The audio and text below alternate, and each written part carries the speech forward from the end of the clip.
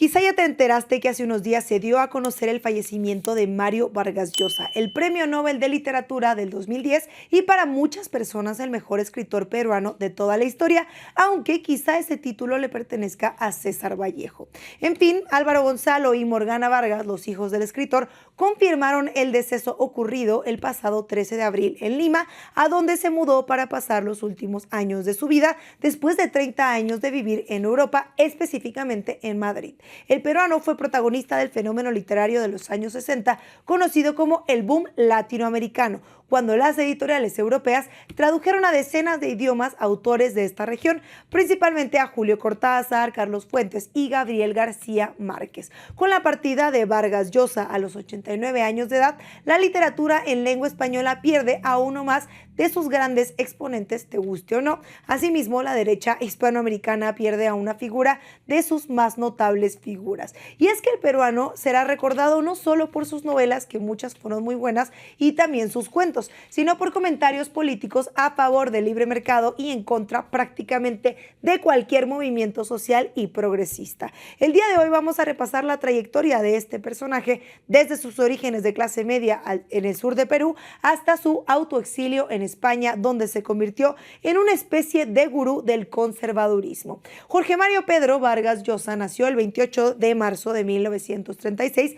en la ciudad de Arequipa, en el sur de Perú. Su padre, Ernesto Vargas Maldonado, era un hombre violento que huyó meses antes de su nacimiento. Durante sus primeros años de vida le dijeron que su padre había muerto. Por su parte, su madre, Dora Llosa Ureta, provenía de una familia acomodada y destacada en varios ámbitos como el de la política, la milicia y los negocios. Vargas Llosa pasó los primeros años de su vida en el seno de su familia materna. Cuando tenía 1 año de edad, se mudó a Cochabamba, Bolivia, junto con su madre y su abuelo, quien había sido contratado para administrar una hacienda algodonera. Ahí pasó los primeros 10 años de su vida hasta que José Luis Bustamante y Rivero llegaron a la presidencia de Perú en 1945.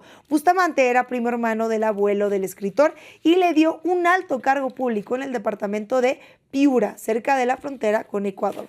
Al año siguiente, su madre le revela que su padre en efecto está vivo y se ha reconciliado con él. Poco después, los tres se mudan a la capital del país. Primero vivieron en el barrio de Magdalena de la Paz para luego ocupar una casa en La Perla, un barrio de clase alta frente al Océano Pacífico de reciente creación. Ya instalado en Lima, su adolescencia estuvo marcada por abuso físico y psicológico que ejerció su padre. Vargas Llosa se refugió con la familia de su madre, que en su mayoría vivía en Miraflores, el barrio que servía como inspiración para Los Cachorros y otras de sus primeras novelas. En 1952, con 17 años de edad, comenzó a trabajar como periodista en un periódico limeño. Un año después se inscribe en la Universidad Nacional Mayor de San Marcos, donde estudia Derecho y Literatura. En esa época, Vargas Llosa inicia su vida política militando en las juventudes comunistas de Perú y oponiéndose a la dictadura militar de Manuel Odría, quien por cierto derrocó a José Luis Bustamante y Rivero, que era tío del escritor, y como dicen, no hay peor conservador que un excomunista. En mayo de 1955, con 19 años de edad, contrajo matrimonio muy joven con la escritora Julia Urquide, nacida en Bolivia y quien era 10 años mayor que él. Además, era su tía política por el lado materno, historia familiar que se irá repitiendo a lo largo de su vida.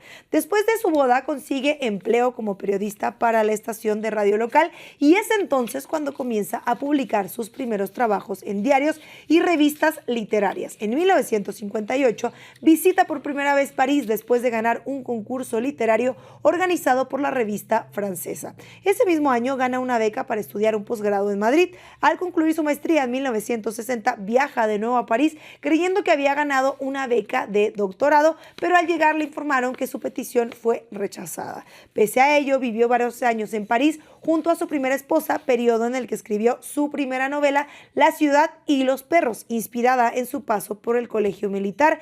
Por cierto, uno de los personajes principales de la obra, a quien él llama el esclavo, refleja la historia de abuso que vivió en su adolescencia. La ciudad y los perros ganó el premio de biblioteca breve que le otorga la editorial Seix Barral y también el premio de la crítica española. Hasta la fecha es la única novela peruana reconocida con estos dos premios. Esta obra lo lanzó a la fama y le dio la holgura económica necesaria para dedicarse de manera definitiva a la literatura, pero siguió trabajando como reportero unos años más. Ya en 1962 viajó a La Habana para cubrir como corresponsal de la crisis de misiles. Volvería a Cuba en varias ocasiones y en algunas ocasiones escribió. Dentro de 10, 20 o 50 años habrá llegado a todos nuestros países, como ahora Cuba, la hora de la justicia social, y América Latina entera se habrá emancipado del imperio que la saquea de castas que la explotan, de las fuerzas que hoy la ofenden y reprimen. Yo quiero que esa hora llegue cuanto antes. Eso decía Vargas Llosa cuando era chairo. Sin embargo, retiró su apoyo al gobierno de Fidel Castro en 1967, ya que tenía muchos amigos con dinero, después de la detención del poeta Heriberto Padilla. Después de ello, limitó su trabajo periodístico a las columnas de opinión, que publicó hasta un año antes de su fallecimiento. En 1964 se divorcia de Julia Urquide, quien por cierto dijimos que era su tía, y un año después se casa con Patricia Llosa Urquide, quien es al mismo tiempo su prima, hermana y sobrina materna de su primera esposa. Viviría con Patricia hasta el 2015, cuando la abandona para casarse con Isabel Presley, ex esposa de Julio Iglesias. Es decir, fue por unos años el padrastro de Enrique Iglesias. Vargas Llosa y Presley se divorciaron en el 2022. Pero Mario Vargas Llosa ingresó a la Real Academia Española en 1994, ocupando la letra L, y en el 2010 recibió el Premio Nobel de Literatura.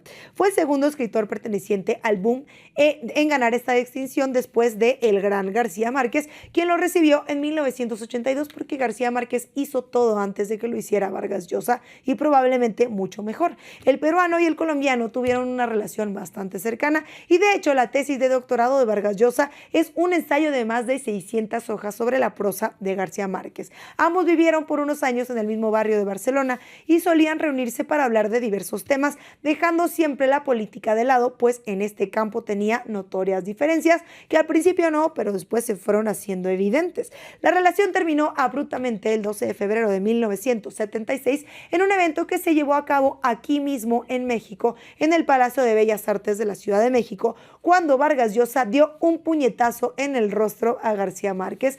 Todo por una mujer.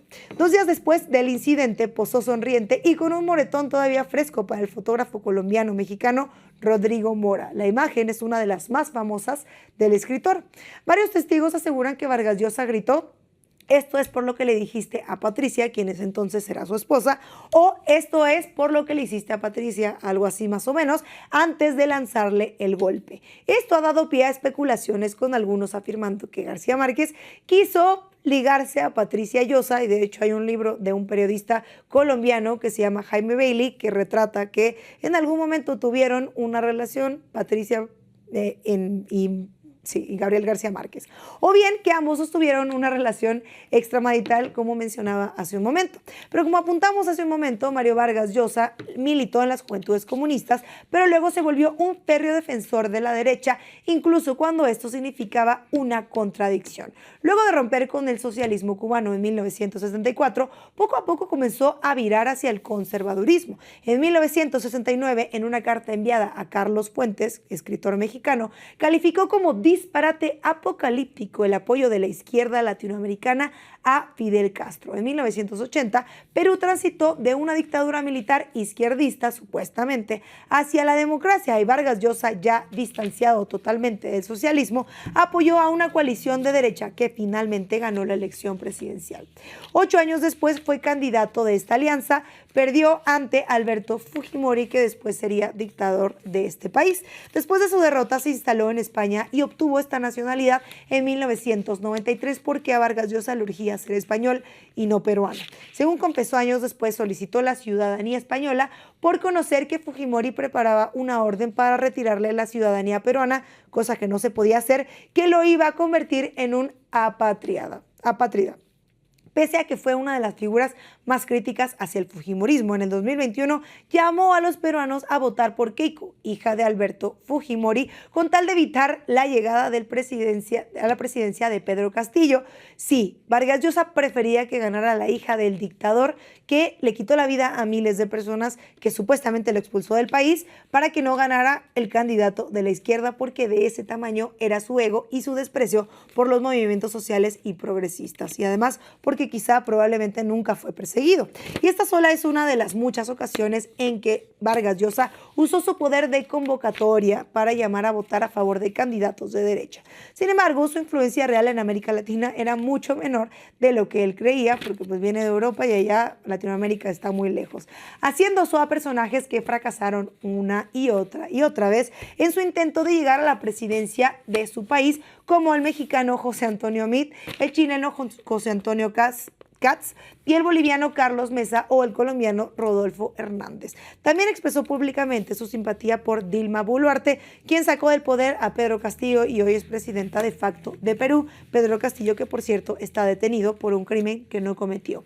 Y hablando de México, el peruano aseguró que en el 2018 México retrocedería varias décadas en caso de darle la presidencia, adivinó usted, a López Obrador. Luego de una entrevista con Carlos Loret de Mola en 2021, acusó que AMLO quería reelegirse, algo que todos sabemos que no era cierto y que terminó no sucediendo. Vargas Llosa también es recordado en México por acuñar el término de la dictadura perfecta. Esto ocurrió en 1990 durante un encuentro de escritores organizado por Octavio Paz, amigo en ese entonces del gobierno, y sus palabras exactas fueron: México es una dictadura perfecta. La dictadura perfecta no es comunismo, no es la Unión Soviética, no es Fidel Castro, la dictadura perfecta es México. México es la dictadura perfecta. La dictadura perfecta no es el comunismo, no es la Unión Soviética, no es Fidel Castro, es México. Mario Vargas Llosa volvió a Perú en el 2022 después de separarse de Isabel Presley. Pasó sus últimos años en su casa de barrio, en el barrio de Barranco, donde escribió su última novela titulada Le dedico mi silencio. A petición expresa no recibió un funeral de Estado ni actos oficiales. Su funeral fue íntimo, aunque acudió la presidenta Boluarte, a quien él apoyó. A Mario Vargas Llosa le tocó vivir una época en la que América Latina resistió los embates imperialistas de Washington y Moscú, pero también una era en la que los países de la región se emanaron a través del arte como nunca había sucedido antes, logrando consolidar una identidad propia. Lamentablemente, en las últimas décadas de su vida dio la espalda a su propio legado para entregarse a un capricho conservador que ya rayaba en lo anacrónico, pero su prosa quedará para siempre como testigo de su genio indiscutible, por lo menos en sus primeros años de vida o en sus primeras novelas, porque mientras más conservador se hacía, peor escritor era y sobre todo analítico o que hacía análisis político. Pero no olvides decirme qué opinas de Vargas Llosa, cuál es tu novela favorita de él, si es que tienes alguna, o tu peor momento que le has escuchado a Vargas Llosa, coméntalo aquí abajo, dale click a la campanita, comparte, quédate a ver a Julián Mazoy en SDP Tarde y a Poncho Gutiérrez en SDP Noche.